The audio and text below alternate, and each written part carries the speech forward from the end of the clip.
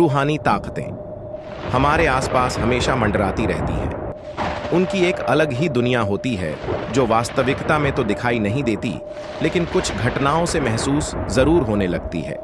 ऐसी ही एक हवेली के भूत की है। दरअसल एक पुरानी हवेली है जिसमें कई साल पहले राजा महाराजा रहा करते थे, लेकिन अब वह वीरान पड़ी है क्योंकि उन राजाओं के वारिस देश से बाहर जा चुके हैं।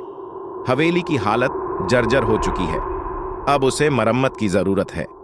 इसके लिए शासन के नोटिस के अनुसार संपत्ति के मालिक को सूचित किया जाता है। कुछ दिनों में पूर्व राजाओं के वारिस में से एक लड़की हवेली में अपने बच्चे के साथ दाखिल होती है, जो कि उस जमाने के राजा के नाती की लड़की थी।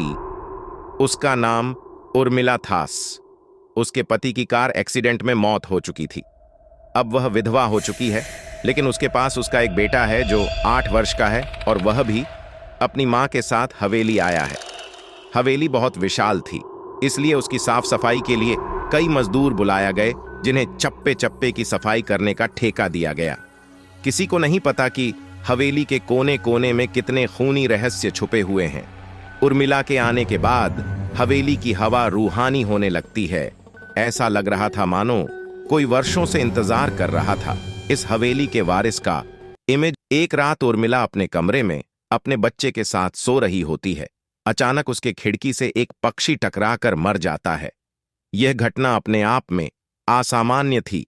पक्षी टकराते ही उर्मिला की नींद खुल जाती है और जब वह लाइट जलाकर देखती है तो डर से चीखने लगती है, क्योंकि उस कमरे की खिड़की से एक पक्षी फंसा हुआ था और उसके शरीर से खून की बूंदें फर्श पर गिर रही थीं। नजारा इतना भयावह था कि वह अपने बच्चे को उठाना नहीं चाहती थी, लेकिन उर्मिला हिम्मत करके उस पक्षी को खिड़की से बाहर फेंक देती है। लेकिन इसके बाद उसे रात भर नींद नहीं आती और वह सुबह तक जागती रहती है। दरअसल वह जानना चाहती है कि यह किसी की शरारत तो नहीं। सुबह होते ही वह अपने यहां काम कर रहे मजदूरों से जाकर कहती है कि रात को मेरे कमरे की खिड़की पर कोई पक्षी आकर टकराया था और तुरंत मर गया। क्या तुम लोगों में से किसी ने यह हरकत की है? क्योंकि पक्षी खुद ब खुद तो खिड़की से नहीं टकरा सकता। मजदूर कहते हैं, नहीं, हमने तो खिड़की से नीचे किसी पक्षी को मरा हुआ नहीं देखा। हम तो अभी वहां से चले आ रहे हैं। और जब सभी जाकर देखते हैं तो वहां वह पक्षी नहीं होता। उर्मिला घबराने लगती है कि ये क्या, यहां तो पक्षी होना चाहिए या कम से कम खून की कुछ बूंदें दिखनी चाहिए, लेकिन यहां पर पक्षी का एक पंख तक नहीं पड़ा हुआ। उर्मिला सभी मजदूरों को कहती है कि हवेली में बहुत सी कीमती चीजें और मूर्तियां हैं, संभाल के साफ सफाई करना। मजदूर अपने अपने काम में लग जाते हैं। उर्मिला अपने बच्चे के साथ कमरे में टीवी देख रही होती है कि अचानक हवेली की छत से एक मजदूर नीचे गिरता है। उर्मिला को अचानक लोगों की आवाज सुनाई देती है। वह भागकर खिड़की से नीचे देखती है तो एक मजदूर की लाश पड़ी होती है। उर्मिला कमरे से नीचे आती है और इसके गिरने का कारण पूछती है। लोगों के जवाब अलग अलग होते हैं। कोई कह रहा होता है कि इसने खुद आत्महत्या की है और कोई कह रहा था कि यह गलती से गिर गया है। सभी के दावे अलग थे, लेकिन उर्मिला को कुछ अनकही बातें सुनाई दे रही थीं। उर्मिला के कान में अचानक एक आहट के साथ आवाज आती है, अपने बच्चे को बचा सकती है तो बचा ले। उर्मिला यह वाक्य सुनते ही अपने कमरे की तरफ भागने लगती है, क्योंकि कमरे में उसका बच्चा अकेला टीवी देख रहा होता है।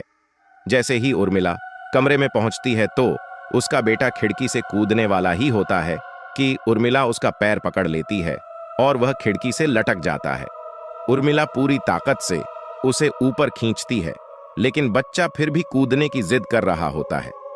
उर्मिला किसी कदर अपने बच्चे को काबू में करती है और कमरे के बाहर आ जाती है और वह मजदूरों से पूछती है, बताओ क्या है इस हवेली में, क्योंकि ये बच्चा तो ऐसा नहीं कर सकता और अभी यह सब जो हो रहा है कुछ अलग ही चल रहा है। तभी एक बूढ़ा मजदूर उर्मिला से कहता है, बेटी, ज्यादा जानना हो तो अपने पूर्वजों की कहानी पढ़ो, तभी तुम्हें इस हवेली का इतिहास पता चलेगा। इस हवेली की कहानी की किताब इसी गांव के सरपंच के घर में रखी होती है, जो कि बहुत साल पहले मर चुके थे, लेकिन अब भी उनके बेटों के पास वह किताब मौजूद थी। उर्मिला सरपंच के घर पहुंचती है और किताब ले लेती है। किताब पढ़ते ही उसे पता चलता है कि इस हवेली में एक नौकर नौकरानी भी थे, जिनके बीच में बहुत प्यार था और वह कई सालों से हवेली की सेवा कर रहे थे।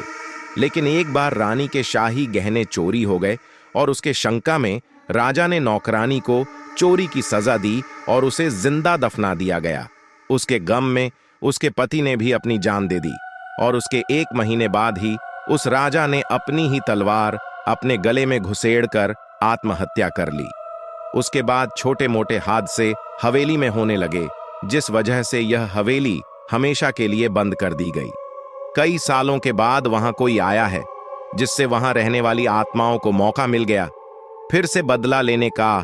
उर्मिला हवेली का रहस्य जानकर यहां से जाना चाहती है, क्योंकि उसे अपने बच्चे की चिंता है। इसलिए वह रात में ही कार लेकर एयरपोर्ट के लिए निकल जाती है। अचानक रास्ते में उसकी कार का एक्सीडेंट हो जाता है और कार पलटकर उल्टा हो जाती है, लेकिन दोनों को कोई नुकसान नहीं होता। उर्मिला अपने बच्चे को बाहर निकाल लेती है और सुनसान सड़क पर भागने लगती है।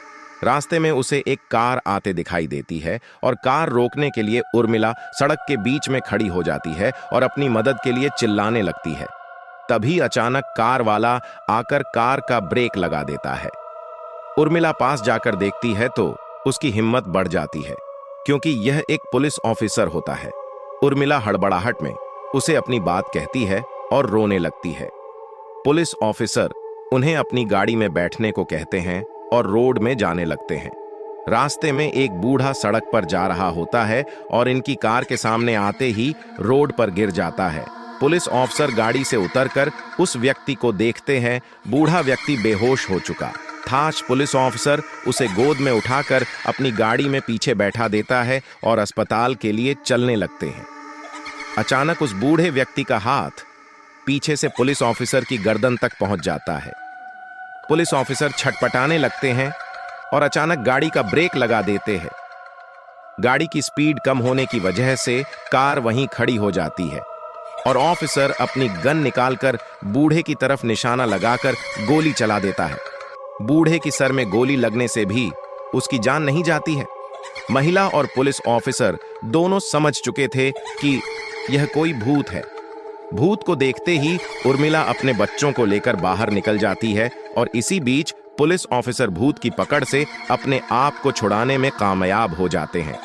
पुलिस ऑफिसर के बाहर निकलते ही तीनों बाहर रोड से भागने लगते हैं और कुछ देर भागते हुए उन्हें सड़क के किनारे जगमगाती लाइट्स दिख रही होती है।